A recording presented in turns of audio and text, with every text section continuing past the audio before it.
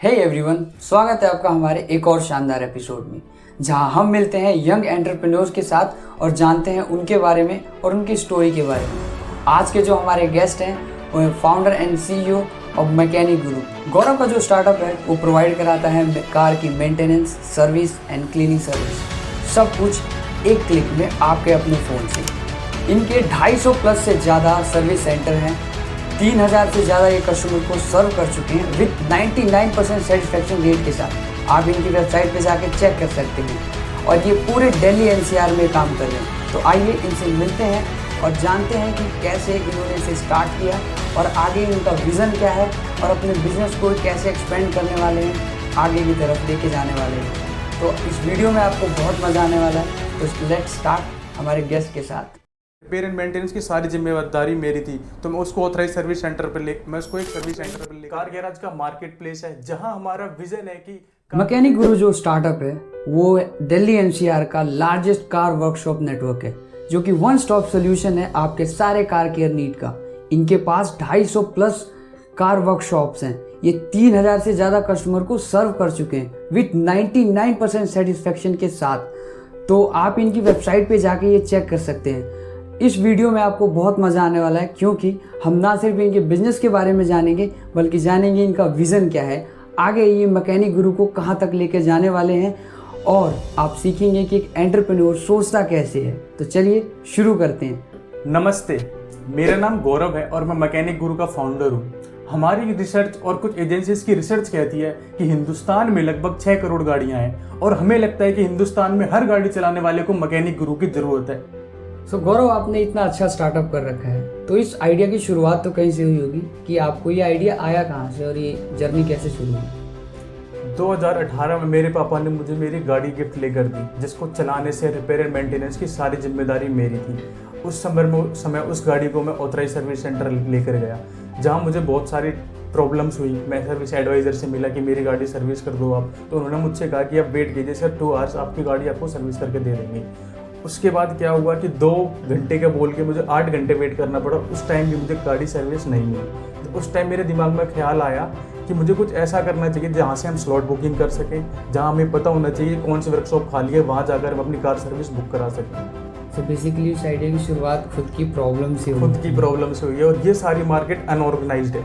तो गौरव, जैसा कि आपने मेंशन किया कि ये मार्केट अनऑर्गेनाइज्ड है, तो आपके मन में कैसे आया कि यार चलो ठीक है कि अब इसे ऑर्गेनाइज्ड वे में करते हैं, कि सिर्फ मेरी प्रॉब्लम नहीं है, लोगों की सॉल्व करते हैं, ऑर्गेनाइज करते हैं इसको। जैसा कि हम सबको पता है कि ऑटोमोबाइल इंडस्ट्री की टेक्नोलॉजी में, कार मैन्युफैक्चर में काफ़ी अपडेट आ रहे हैं, लेकिन car service and repair industry अभी भी वैसी की वैसी है, अनऑर्गेनाइज। जब भी हमें अपनी कार सर्विस करानी होती है तो हमारे दिमाग में ख्याल आता है कि हमें अपनी कार सर्विस कहाँ से करानी चाहिए, ऑथराइज सर्विस सेंटर है किसी इंडिपेंडेंट गैराज।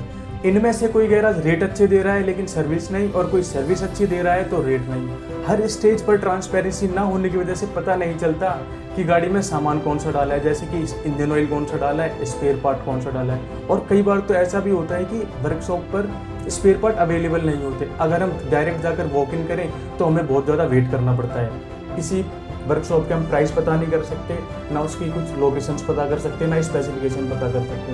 तो इन सभी को सॉल्यूशन हमने बनाना शुरू किया है। अच्छा, हाँ बिल्कुल, आप सही कह रहे हैं। इतना लेग वर्क कर पाना भी कस्टमर के लिए इजी नहीं होता कि खुद जाके पता करें सब कुछ। सो गौरव, आप जब अपने किसी सर्विस सेंटर को ऑनबोर्ड करते हैं तो आप क्या क्या पैरामीटर चेक करते हैं और उसका प्रोसेस क्या है? जब भी हम किसी वर्कशॉप को अपने साथ ऑनबोर्ड करते हैं तो हम देखते हैं उनका इंफ्रास्ट्रक्चर क्या है, वो स्पेशलाइज किस चीज़ में, उनकी टीम किस चीज़ की है, उनके पास मशीनरी क्या क्या है जो वो यूज़ कर रहे हैं काम करने के लिए। हमने कुछ टर्म्स एंड कंडीशन बनाई है जो हम सभी एमएनटीज अपने क्लाइंट्स को प्रोवाइड कराते हैं। हम वहाँ जाकर ट्रेनिंग प्रोवाइड कराते हैं, उनको ड्रेस प्रोवाइड कराते हैं, अपनी किट प्रोवाइड कराते हैं। ये सभी काम करता है एक मैकेनिक गुरु अपने गैराज को ऑनबोर्ड करने के लिए। मतलब क्वालिटी चेक हो जाती है, उसके बाद ही कोई इस पर ऑनबोर्ड हो सकता है? हाँ जी, हम सारी वर्कशॉप पर जाकर जो हमने ऑनबोर्ड की हुई है सबको क्वालिटी चेकअप देते हैं, टाइम टू टाइम ट्रेनिंग देते हैं और उनको काम करने के तरीके बताते हैं कि आपको एक कस्टमर को कैसे सर्व करना है। ओके, नहीं। हम किसी भी वर्कशॉप को ऑनबोर्ड करने के लिए वहाँ का इंफ्रास्ट्रक्चर देखते हैं, उनकी मशीनरी देखते हैं कि कौन कौन से मशीन इक्विपमेंट से वो काम करते हैं। हम सभी वर्कशॉप को टेक्नोलॉजी प्रोवाइड करा रहे हैं, उसमें उनको हम डिजिटली काम करने के लिए प्रमोट करते हैं, उनकी वर्कशॉप को प्रमोट करते हैं, उनकी मैकेनिक्स की स्किल्स को प्रमोट करते हैं, गैराज को प्रमोट करते हैं। सो गौरव, इसमें आपका बिजनेस मॉडल क्या है? B2B है, B2C है, या दोनों ही है? तो राहुल, मैं आपको बताता हूँ कि हम B2B और B2C भी दोनों क्लाइंट को ही सर्व करते हैं। B2B में हमारी कुछ कमर्शियल कार आती हैं, जैसे ओला, उबर, WTI cabs, red Apple etcetera. और इसी के साथ साथ हम B2C क्लाइंट्स में सर्व करते हैं जिनकी वाइट नंबर प्लेट होती है, प्राइवेट कार्स होती हैं। और B2B में हमारे गैराजेस भी हमारे क्लाइंट्स हैं, जो कमर्शियल सारी कार होती है, इनको भी हम अपनी सर्विस प्रोवाइड कराते हैं। और इसी के साथ साथ B2C कस्टमर्स को भी, जिनकी अपनी प्राइवेट कार्स हैं, इनसे सभी को भी हम अपनी कार सर्विसिंग प्रोवाइड कराते हैं। गौरव, वन मोर थिंग मैं आपसे पूछना चाह रहा हूँ। इसमें बेसिकली 2 क्वेश्चन है। एक, मान के चलिए मैं कस्टमर हूँ, तो एक कस्टमर होने के नाते मेरे को क्या बेनिफिट दे रहा है मैकेनिक गुरु, जिस वजह से मैं उससे जुड़ूं। एंड सेकंड पार्ट इसका, जैसा मैंने बोला 2 क्वेश्चन है कि एक, अगर मैं सर्विस मैन हूँ, वेंडर हूँ, तो मेरे को मैकेनिक गुरु से जुड़ के क्या बेनिफिट है। इसी वजह से मैकेनिक गुरु इस प्रोसेस को स्ट्रीमलाइन कर रहा है। हमने एक ऐसा ऑनलाइन प्लेटफॉर्म तैयार किया है जिसमें car service and repair industry को और इजी एंड स्मूथ बनाया जा रहा है टेक्नोलॉजी के थ्रू। इसमें कस्टमर ऑथराइज सर्विस सेंटर या किसी भी इंडिपेंडेंट गैराज से अपनी कार सर्विस बुक करा सकता है। यहाँ कस्टमर को लाइव अपडेट्स मिलते हैं, वो भी ट्रांसपेरेंसी के साथ। यहाँ पर कस्टमर सभी गैराज के प्राइस और स्पेसिफिकेशन भी डिस्कवर कर सकते हैं। यहाँ पर कस्टमर किसी भी गैराज पर अपने हिसाब से टाइम एंड स्लॉट बुक कर सकता है ताकि वेट ना करना पड़े, by providing one stop solution for your all car care. यहाँ पर कस्टमर किसी भी गैराज पर अपने टाइम के हिसाब से स्लॉट बुक कर सकते हैं ताकि आपको वेट ना करना पड़े, by providing one stop solution for your all car care need with check, compare and book facility.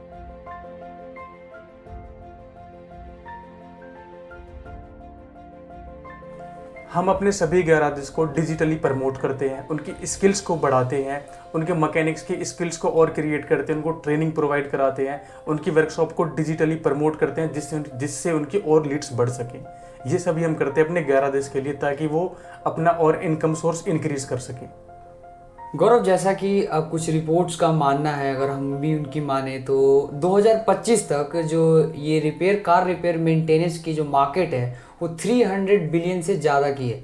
तो इसमें मैकेनिक गुरु कहाँ स्टैंड करता है आप, और नेक्स्ट 3 to 5 ईयर्स में आप मैकेनिक गुरु को कहाँ पर देखते हैं? बिल्कुल सही कहा आपने। जितनी बड़ी ये इंडस्ट्री है उतना बड़ा ही हमारा टारगेट है।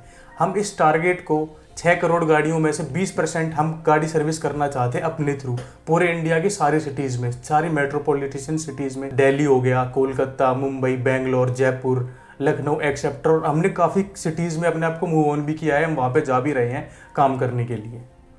ओके, तो क्या मैकेनिक गुरु इंटरनेशनल मार्केट को भी कैप्चर करने की सोचता है? बिल्कुल, मैकेनिक गुरु ही ऐसी कंपनी होगी जो इंटरनेशनल मार्केट में जाएगी और सभी दुनिया की गाड़ियों में जो कार ड्राइवर्स होंगे उन सभी को अपनी सर्विसिंग प्रोवाइड कराएगी।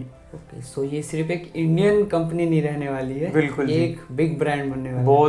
बहुत जल्दी आपको 5 से 7 साल में ऐसा होगा कि मैकेनिक गुरु पूरी इंटरनेशनल मार्केट में काम कर रहा होगा, और विद इन 3 to 5 ईयर्स में आप देखेंगे इंडिया की सारी मेजर सिटीज़ में मैकेनिक गुरु काम कर रहा होगा। गौरव, एज ए स्टार्टअप फाउंडर आप वो क्या 3 लर्निंग्स देना चाहेंगे और बताना चाहेंगे कि एक न्यूली जो स्टार्ट कर रहा है अपना स्टार्टअप, वो ध्यान रखे और उनसे बचे और उनसे लर्निंग ले सकता है ताकि वो अपने स्टार्टअप को अच्छे से रन कर सके?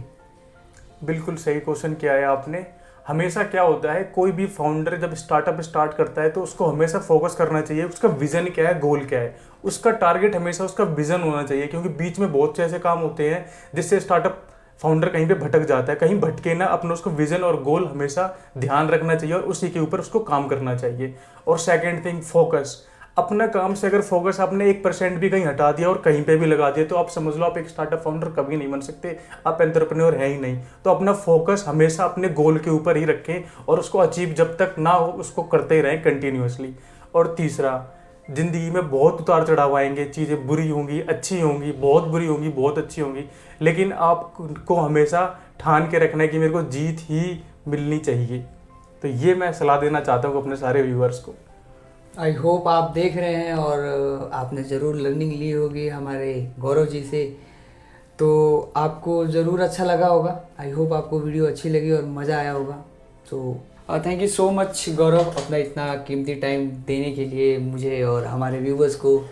So thank you so much. Show पे आने के लिए। Thank you. Thank you. तो दोस्तों, आपने देखा कि एक एंटरप्रेन्योर अपने स्टार्टअप को लेकर, अपने बिजनेस को लेकर कैसे सोचता है और किस तरीके से उस पर काम करता है। तो आज हमने गौरव जी की न सिर्फ स्टोरी जानी, हमने डीपली में उनके बिजनेस के बारे में, उनके विज़न के बारे में जाना कि किस तरीके से वो लोगों की प्रॉब्लम को सॉल्व कर रहे हैं और किस तरीके से अपने बिजनेस को लेकर फ्यूचरिस्टिक में सोचते हैं। तो आई होप आपको वीडियो में मज़ा आया होगा, और अगर अच्छा लगा तो आप चैनल को सब्सक्राइब कर सकते हैं ऐसे ही और अमेजिंग स्टोरीज़ के लिए, और वीडियो को लाइक कर सकते हैं और शेयर कर सकते हैं अपने उन फ्रेंड्स के साथ जिन्हें आपको लगता है कि इस वीडियो की ज़रूरत है। तब तक मिलते हैं अगली वीडियो में अगले एंटरप्रेन्योर के साथ एक नई कहानी के साथ।